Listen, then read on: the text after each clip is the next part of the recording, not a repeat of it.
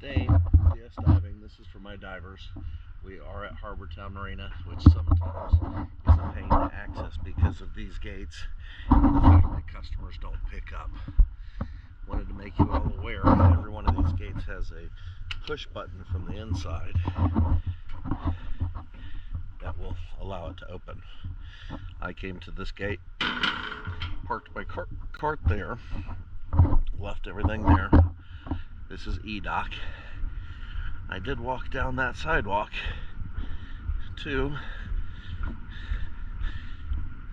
the area I found in the bushes that was easy enough to pass through, which was not this one, but was right here.